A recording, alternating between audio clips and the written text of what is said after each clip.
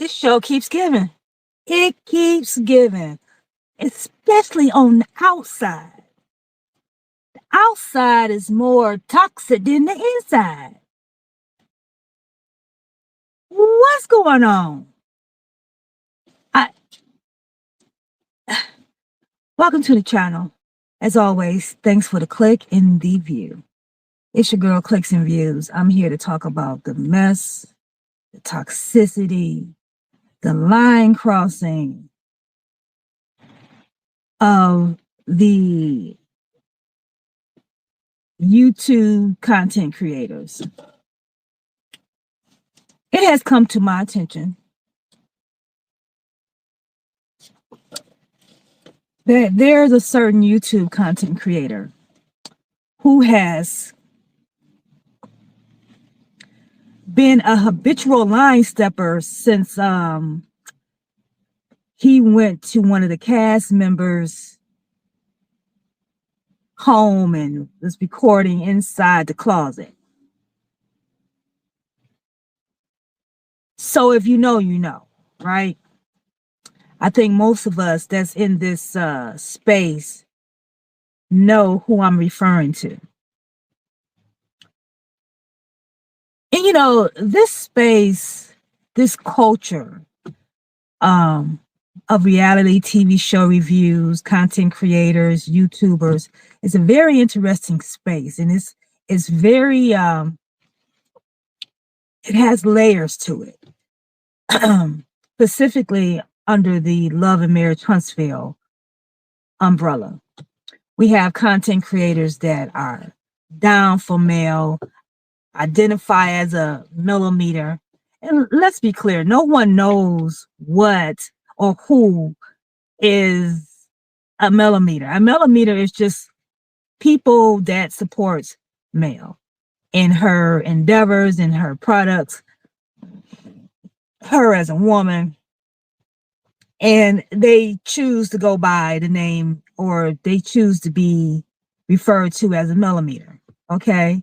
But you have some people that don't want to be referred to as a millimeter that will ride for male. So it's all about how you want to be identified, I guess, right? Me, I guess I would say, fuck it, I'm a millimeter. I'll wear it. You know what I'm saying? Because what I saw in male, I identify with her perseverance through that whole ordeal. That's what really made me like her and cheer her and celebrate her as a woman who did not become victim of a man who put her through all that trauma. She rose above it. That's why I like Mel. That's why I am a fan of her brand and who she is. So if that makes me a millimeter, then so be it, right? I don't mind saying I'm a millimeter. It's like people like, oh, I'm not a millimeter. Okay. Yeah, but it's okay. It's okay. You're not going to be branded or anything like that. You know what I'm saying? So it's okay to be a millimeter. It's okay to be called that. Don't worry about it. It's okay.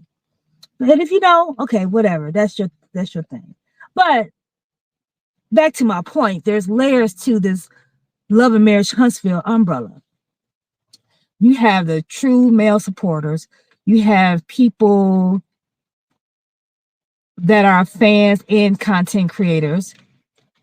You have content creators that despise everything male does. So it's like they talk about her as if she's committing a crime. You know, you have those content creators. You have people that review the show and they are pretty straight down the middle. You know, they go call out things that Mel does and call out things that the other members on the cast, the things that they do. You know,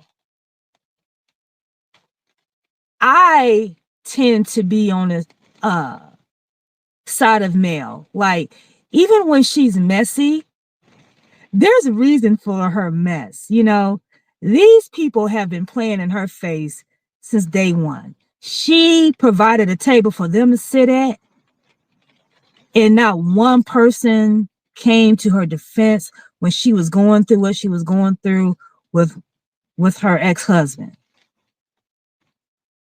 Not one person was her confidant. None of the women were true friends of hers. And okay, and so what? They're not real true friends, right? But they didn't even offer a supportive ear or supportive words to her to encourage her, you know, when she was going through this nasty divorce, when she was going through the nasty things that he's done. It's like they had an alliance with their husbands and Martell, and that's it. And I'm talking about Tisha and Kimmy. However, however, girl, bye. So there's layers to this umbrella of the love and marriage culture. You know, I have friends that I talk to, you know, my friends like, what are you talking about? What are you talking about? You know, they don't watch the show. And so when I tell them certain things, it's like, y'all wouldn't understand. It's a culture out here. We in this, right? Us that's been in this since day one, we are in this. Like we got the heavy hitters, we got the small channels, we got the up and coming channels. You know what I'm saying? I'm a small channel. I'm trying to be a heavy hitter, but you know, you got to put in work to be a heavy hitter. And again, come 2025, I'm gonna be putting in work. I'm all over the place. Sorry, but I'm getting somewhere. Stick with me. Stick with me. Stick with me. So we have this culture. Now, in this culture are people who overstep the line, and they cross the line. They connect themselves personally with the cast. I mean, if you have the resources to know how to do that, okay. But if you're doing that just to create havoc, just to create strife, just to create this toxic content, then to me, that's overstepping your bounds. That's going beyond the scope of what YouTube content should be. You know, reviews, reactions, you know, funny banter, you getting your opinion out, your viewpoint, your point of view. Because I mean, your point of view, thousands of people may identify with your point of view, and they want to hear people talk about it. That's what this YouTube content creation is about, right? But there's a point when you can go beyond that and step across the line and enter into dangerous, toxic areas. I believe that YouTube content creator is doing that. So his latest video, and I don't subscribe, obviously, you know, and I only went over there because I saw somebody else that I do subscribe to put out some content about what he was saying. So I'm like, what do you mean? What's going on? Now what? Right? So I go over there, and I felt dirty even going in his space. I felt dirty. I was like, I know this is gonna be nasty. I know this is gonna be nasty, right? See, I've tried to get out of spaces that is filled with toxicity, but sometimes you got to go over there, see what the fuck they talking about, and point it out so that they know that the shit is wrong. I mean, it ain't gonna stop them.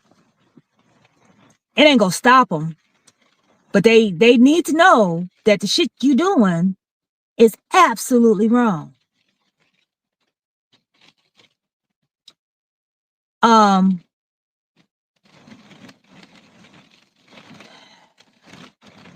the people that support it, you guys got to look at yourselves. Like, people that feed into that type of comment, that type of commentary or content, you got to look in the mirror. Like, what does that say about you, that feed into toxic narratives, that feed into toxic content?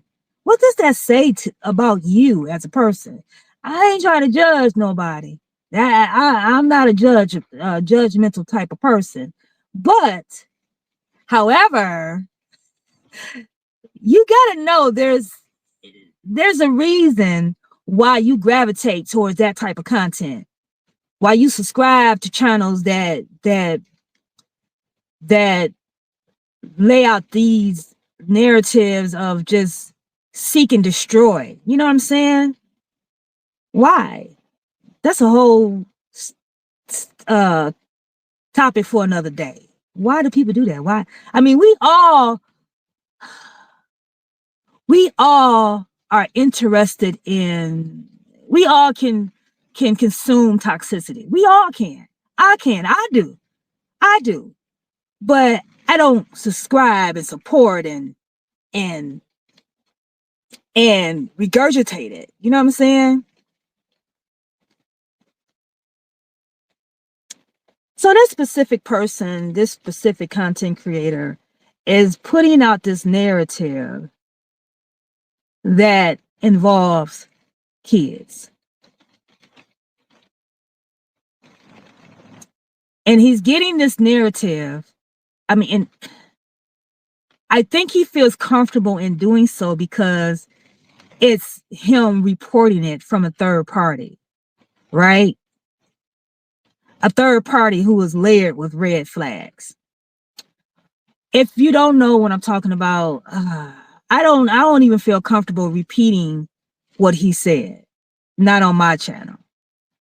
I mean, if you know what I'm talking about, then, you know, you know where I'm going with this, right? This space, we're all kind of connected in some kind of way, right?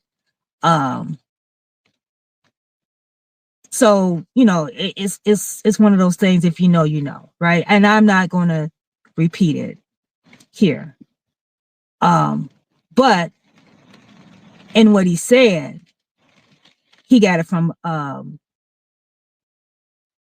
another third party who is hell bent on being this toxic person, a person that's going to spread lies, a person that's going to try to make them bring somebody else down to make themselves feel better, you know.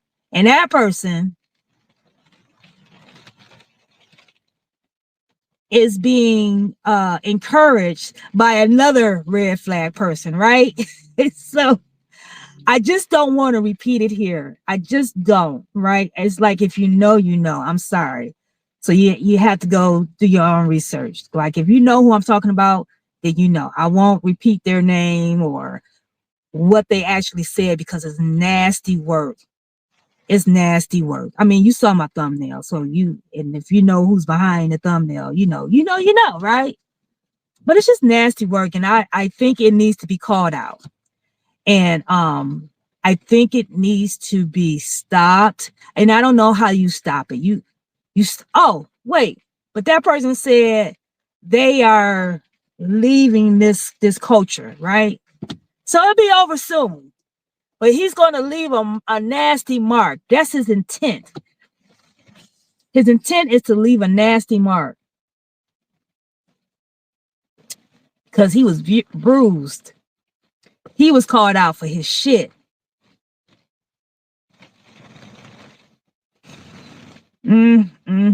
So now he has some personal vendetta.